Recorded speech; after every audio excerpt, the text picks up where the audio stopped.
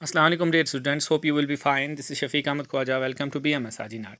Dear students, in previous video we have discussed about the foundation of Mughal Empire, role of Babur and Humayun, and today we are going to discuss about the role of Akbar in the expansion of Mughal Empire in India.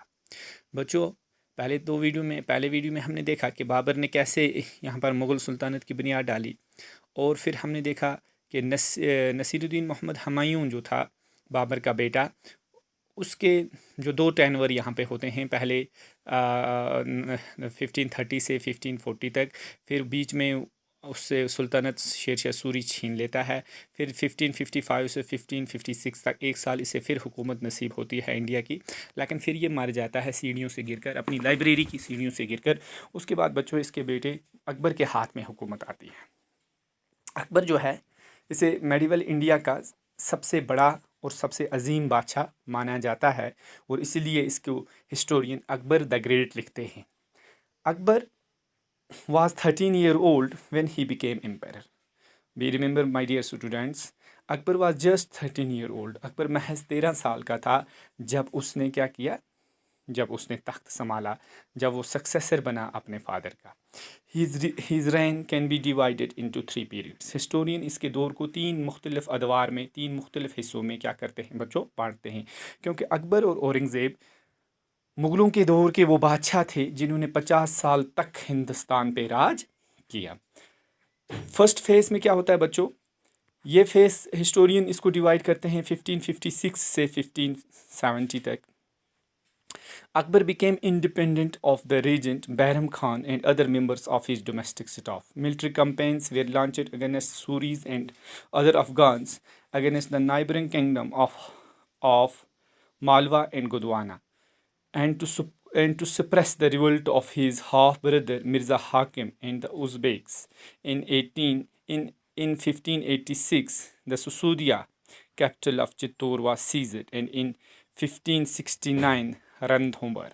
तो पहले period में क्या होता है बच्चों, जब अकबर महज 13 साल का होता है, जब अकबर महज 13 साल का होता है, तो उसकी जो गाइडेंस होती है, उसके साथ जो साथ देता है वो होता है बच्चों उसका रीजेंट, जिसका नाम होता है बैरम खान। तो बैरम खान अकबर की ज़बरदस्त क्या करता है, सपोर्ट करता है। पहले दौर के ही अंदर अकबर मिलिट्री कैंपेन लॉन्च करता है बैरम खान के अंडर, और जिसमें जो आसपास सूरीज़ होते हैं, जो आसपास अफ़गान्स होते हैं, आसपास की किंगडमों में जैसे मालवा है, गोदवाना है, उनको छीनने के लिए अकबर ने पहले मिलिट्री कैंपेन लॉन्च की और अफ़गानों से और सूरियों से मालवा और गोदवाना को छीना।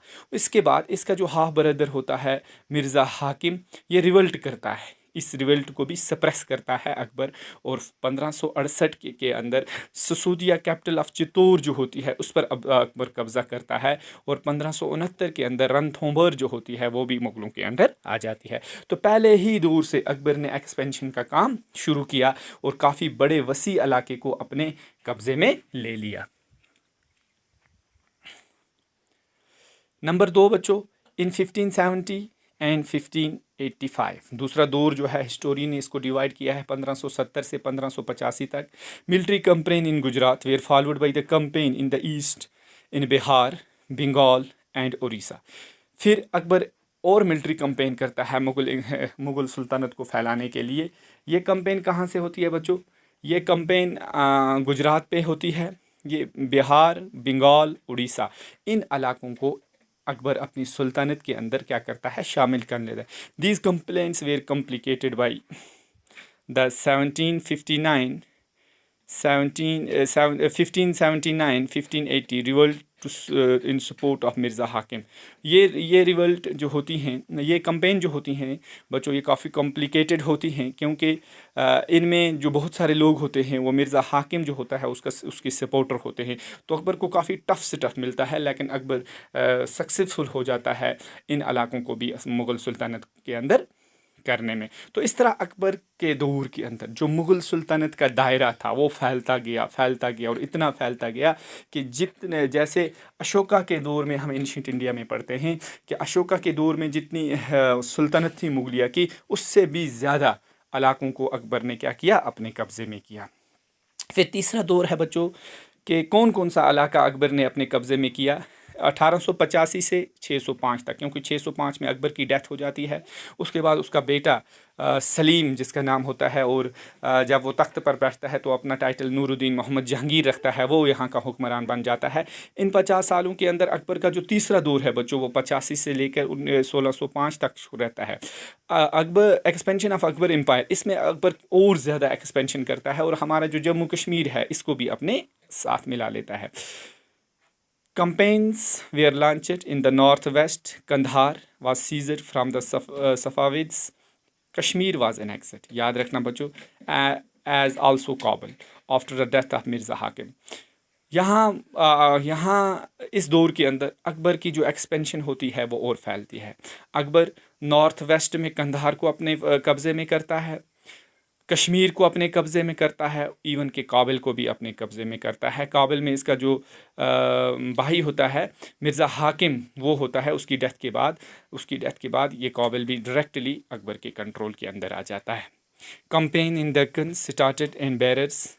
कंदेश as a part of Ahmednagar was annexed. फिर दक्कन को भी अपने कब्ज़े में करता है, कंदेश को भी अपने कब्ज़े में करता है और अहमदनगर को भी अपने कब्ज़े में करता है। तो खुद अंदाज़ा लगाओ कितनी वसी सुल्तनत फैली हुई थी मुग़लों के दौर में जब अकबर यहाँ पे हुकूमत करता था। In the last year of his reign Akbar was distracted by the rebellion of prince Salim the future emperor Jahangir. आखिरी दौर, अकबर के आखिरी दौर के अंदर उसके अपने बेटे ने उसके खिलाफ रिवोल्ट की जिसका नाम सलीम होता है। यही सलीम आगे जाके क्या बनता है बच्चों, एम्पायर जहांगीर बनता है। तो ये था अकबर का दौर, किस तरह अकबर ने हिंदुस्तान के अंदर एक्सपेंशन की। अकबर के बारे में कुछ और इंटरेस्टिंग बातें मैं आपको बताऊँ बच्चों।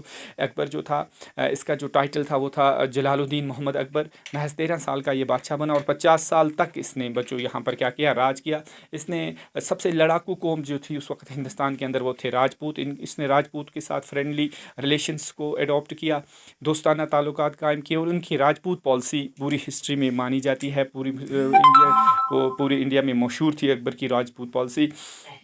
इसने मैट्रिमोनियल अलाइंसेस को अडॉप्ट किया राजपूतों के साथ शादियां की, अपनी बेटियों को राजपूतों के अंदर दिया। तो इस तरह बच्चों फिर दीनी इलाही को लाया। ठीक है, अकबर लिबरल था, किसी एक ऑर्थोडॉक्स पर्सन नहीं था। तो इस तरह इसने 50 साल तक सक्सेसफुली पूरे हिंदुस्तान को अपने कब्ज़े में किया और 50 साल तक यहाँ पर हुकूमत की, काफ़ी एक्सपेंशन की, नए नए इलाकों को अपने कब्ज़े में किया। इवन कि काबुल से लेके कश्मीर तक हिंदुस्तान किसके अंडर में था बच्चों, हिंदुस्तान अकबर के अंडर में था। Thank you very much.